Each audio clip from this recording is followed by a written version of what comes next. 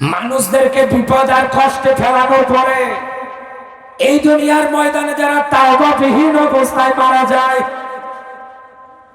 এখন চিন্তা করেন তো, যারা মানুষদের হক অধিকার নিয়ে সিনেমিনি খালে বিনা কারণে জীবনটা নষ্ট করে দেয়, কারাগারে আটকায়, এদের আবার মাফ আছে?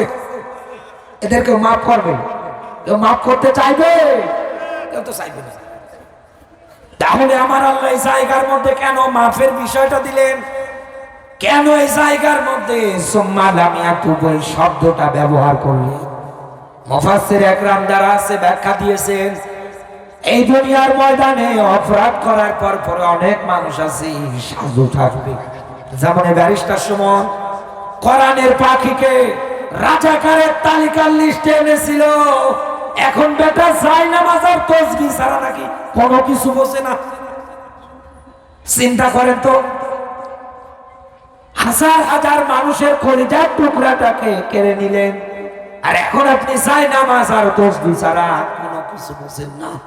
আপনার দল ক্ষমতায় নেই, আপনার কেউ এখন কোন জায়গার মধ্যে কোনোভাবে কোনো জায়গায় দায়িত্ব পালন করতে পারছে না, আর আপনি এখন যায় নামাজ আর তাসবিহ নিয়ে পড়ে আছেন।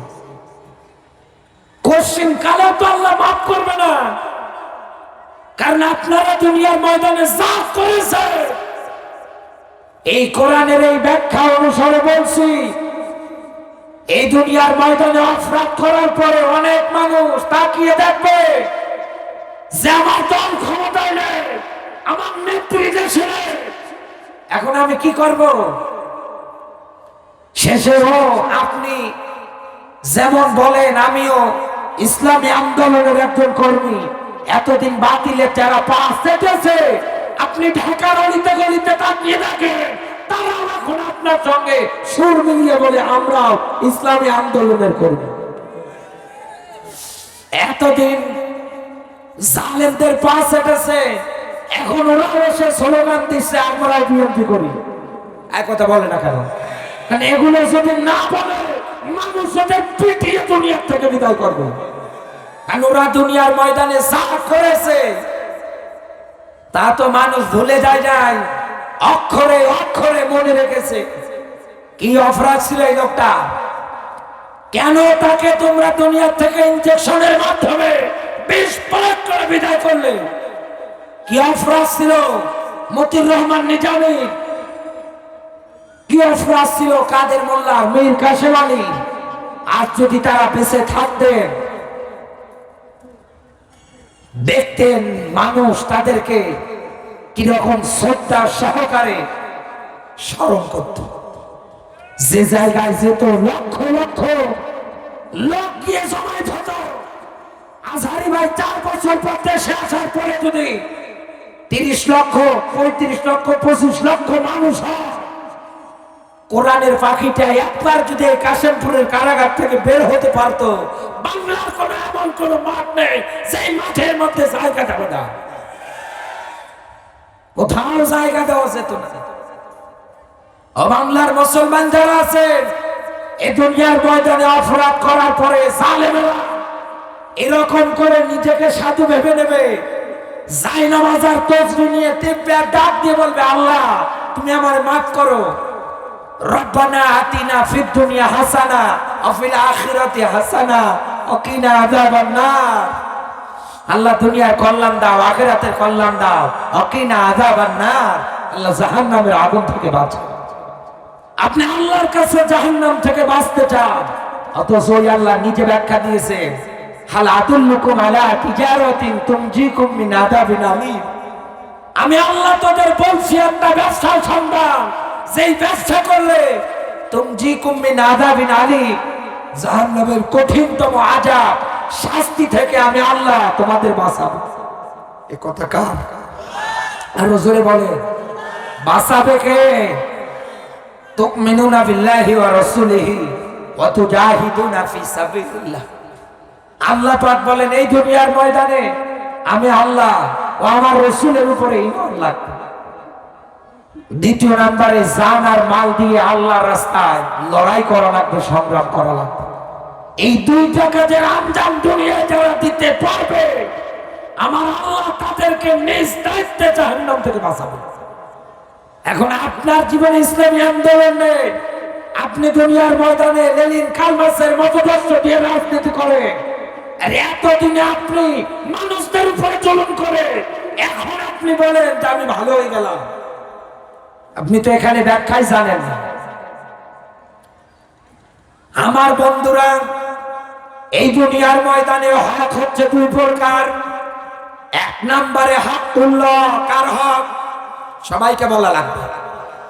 আল্লাহর হক আপনি তাকিয়ে রাখবেন।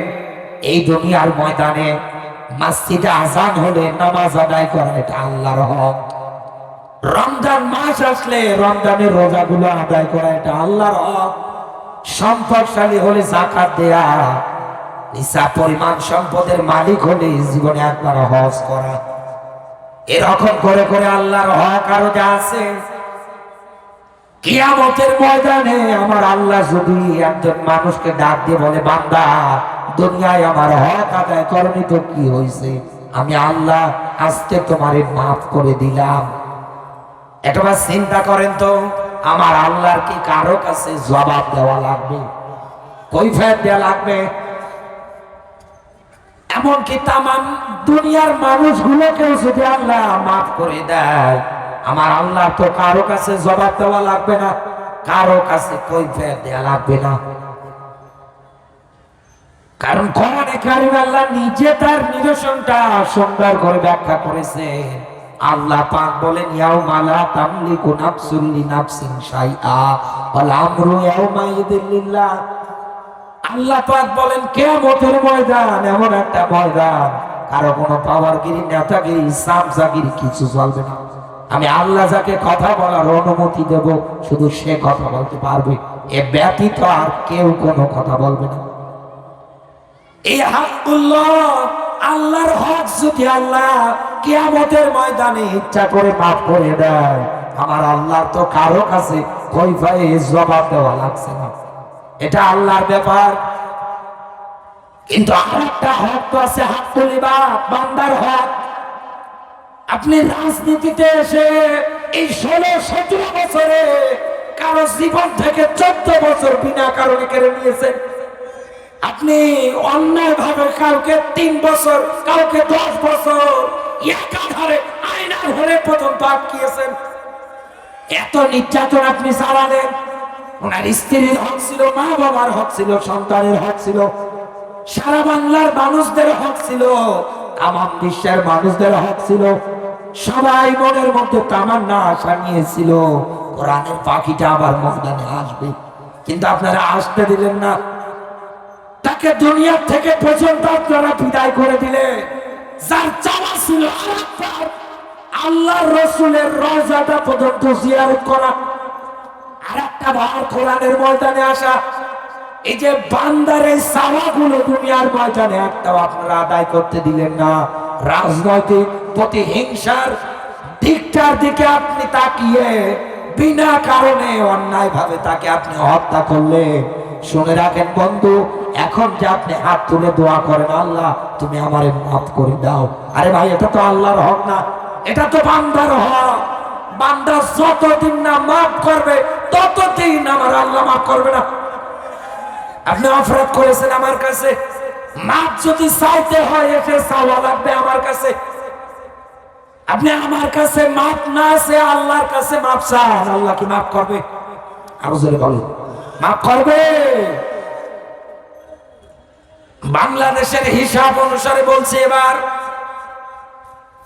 এই মানুষগুলোতে কেউ কোনোদিন কোনোভাবে মাফ করবে না, এটা তো আমি জানি।